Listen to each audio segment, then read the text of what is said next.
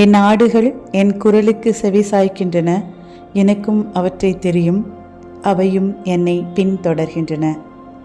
இறையேசுவில் அன்பு கொண்ட சகோதரமே, திருத்தந்தை பிரான்சிஸ் குருமடத்தில் அதிபராயிருந்தபோது எளிய குடும்பத்திலிருந்து ஒரு ஏழை மாணவன் குருவாகும் எண்ணம் கொண்டு குருத்துவ இல்லம் வந்தான்.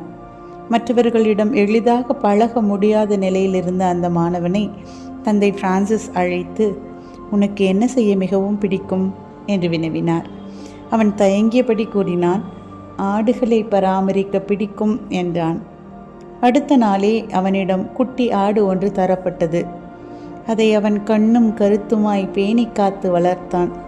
அவன் செல்லும் இடமெங்கும் அந்த ஆடும் சென்றது. அதனோடே அவனும் வெகுமணி நேரம் செலவழித்தான்.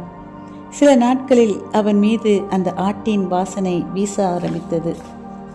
திருத்தந்தை கூறுகின்றார், இதுதான் நல்லாயனின் மிகச்சிறந்த பண்பு என்று. அன்புள்ளங்களே, நாமும் சிறந்த நல்லாயனாக வாழவே அழைக்கப்பட்டுள்ளோம். நாம் கண்ணெதிரில் படும் எளியவரின் தேவையை நம்மால் உணர முடிகின்றதா?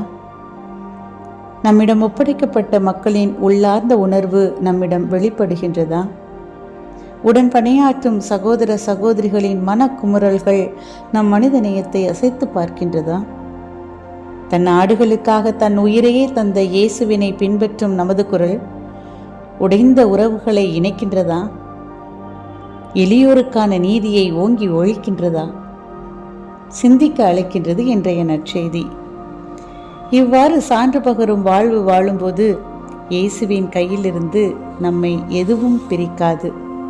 தூய பவுல் கூறுவதைப் போல, கிறிஸ்துவின் அன்பிலிருந்து வேதனை, நெருக்கடி, இன்னல், பட்டினி, இடர், சாவு எதுவும் நம்மை பிரித்துவிட முடியாது. எனவே நல்லாயனாவோம், நல்ல ஆயர்களை உருவாக்குவோம். நமது ஒவ்வொரு சொல்லும் செயலும் எதிர்நோக்கில் பயணப்படும் திருச்சபைக்கு தினம் தினம் வலுவூட்டும்.